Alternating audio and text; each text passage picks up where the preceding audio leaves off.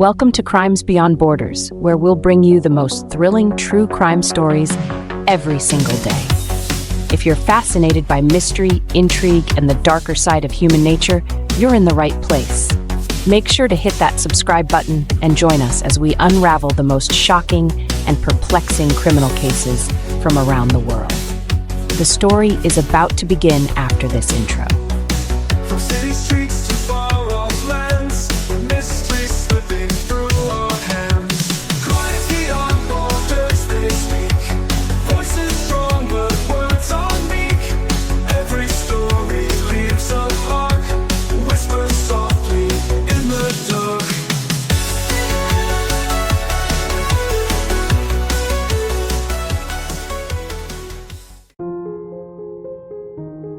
Our stories at first are made for ourselves, to comfort us, to help us sleep, and to learn. Along the way, they become a part of our journey, teaching us English and fueling our passion for true crime. So, listen carefully, and if you're about to sleep, close your eyes. Let's begin. The story of Edmund Kemper, the killer who turned himself in. Some killers kill for power, some kill for revenge. But Edmund Kemper, he killed for control, and ultimately, it was that control that led him to do the unthinkable, turn himself in, even though he'd gotten away with it for years. Kemper's story is one of contradictions. A towering man at 6'9", with an IQ that placed him in the genius range, he seemed like a gentle giant to those who knew him casually. Yet beneath that exterior was a monster, a man driven by a twisted combination of anger, hatred, and an overwhelming need for control. His crimes were brutal, shocking, and filled with an obsession for dominance over the lives of his victims. Kemper's violent tendencies began early. Born in 1948 in Burbank, California, he grew up in a tumultuous home. His parents divorced when he was young, and his mother, Clarnell, was by all accounts an abusive, overbearing figure who belittled and emasculated him at every turn. She constantly berated him, telling him he would never amount to anything, forcing him to sleep in a cold, dark basement because she believed he would harm his sisters. It was a psychological war zone, and Kemper was already a ticking time bomb. At the age of 15, he committed his first murders. In 1964, unable to stand the toxic environment any longer, Kemper shot and killed both of his grandparents on their ranch in North Fork, California.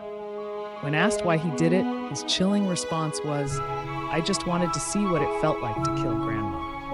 His grandfather, he explained, had been shot so he wouldn't find out what Kemper had done to his wife. After being apprehended, Kemper was sent to the Atascadero State Hospital, where he was diagnosed as a paranoid schizophrenic. Despite this, he was released just a few years later, in 1969, when he was 21. Doctors deemed him rehabilitated, and Kemper was sent to live with his mother, the very person who had been the source of so much of his anger and resentment. It was a decision that would have tragic consequences.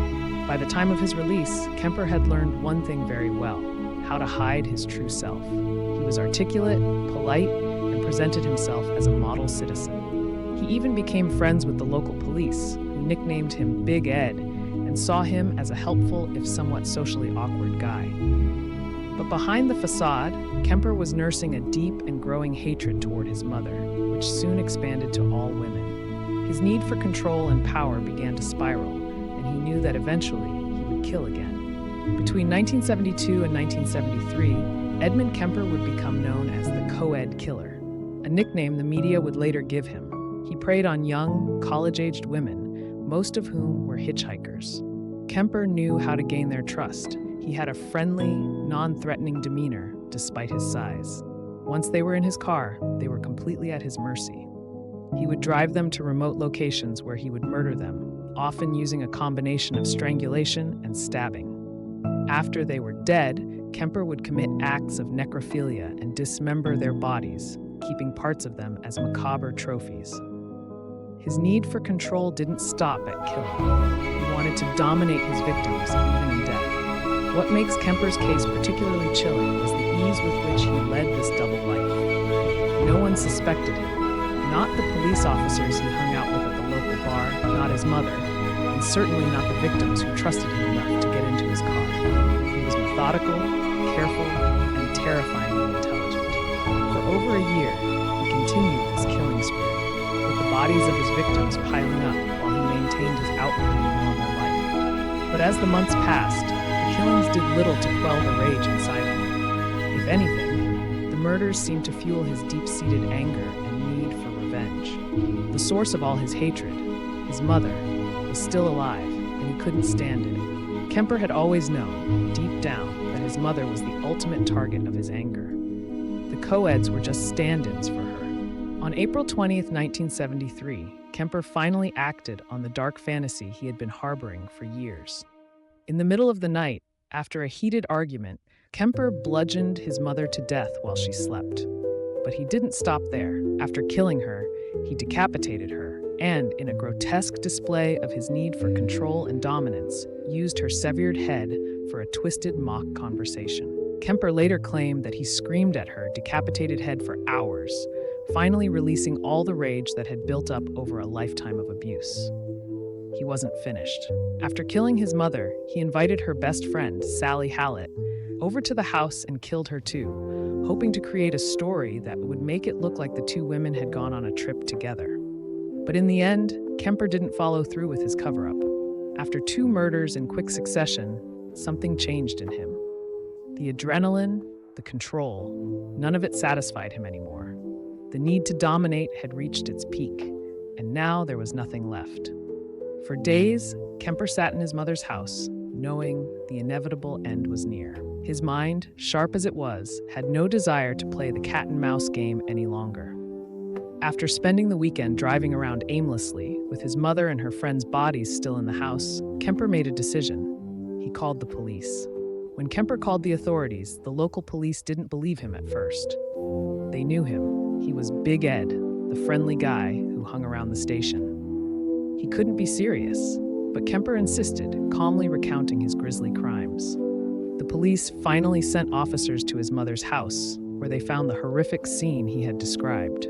Kemper had been telling the truth. Once in custody, Kemper confessed to everything, not just the murders of his mother and her friend, but the entire string of killings that had stumped law enforcement for over a year.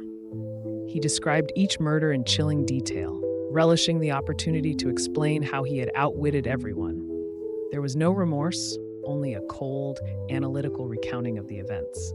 He told them that he turned himself in because, after killing his mother, there was no one left to kill. The need was gone. The game was over. Edmund Kemper was charged with 8 counts of murder. He was found guilty on all counts and was sentenced to life in prison without the possibility of parole. Today, he remains incarcerated at the California Medical Facility, where he spends his days reading, narrating audiobooks for the blind, and occasionally granting interviews to criminologists and psychiatrists who are fascinated by his cold, calculating mind. In his interviews, Kemper has reflected on his crimes with unnerving detachment. He has described his killings as a way to exert control over his victims, to dominate them in a way he never could in life. He has also admitted that deep down he always knew he would have to turn himself in. The killings were never about escaping justice. They were about controlling when and how he would be caught. In the end, Kemper didn't just want to dominate his victims. He wanted to dominate the entire process, including his own surrender. Edmund Kemper is a rare type of killer, one who sought not just to kill, but to control every aspect of the narrative surrounding his crimes. He turned himself in not out of guilt, but because he had no need to continue. His mother, the person he had been trying to destroy all along, was finally dead. His story, in his mind, was complete. And so, he ended it. Not with a chase, not with a dramatic capture, but with a phone call. A calm, calculated confession that marked the end of one of the most horrifying killing sprees in American history. The story has come to an end, but stay relaxed. If you feel yourself drifting off to sleep, just let the video play and enjoy the soothing music in the background. Let it guide you gently into rest. We'll be here, bringing you more stories every night. Sleep well, and see you tomorrow at 8 p.m.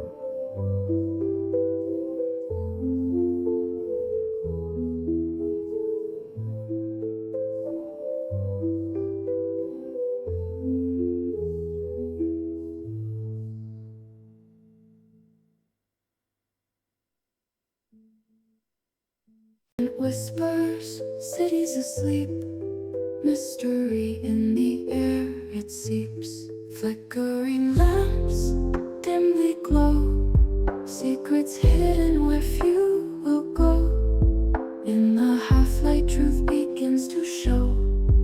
Unseen forces pull and tow. Windows shut, curtains drawn tight. Lonely figures melt in the night. Echoes fade out of sight. Moonlight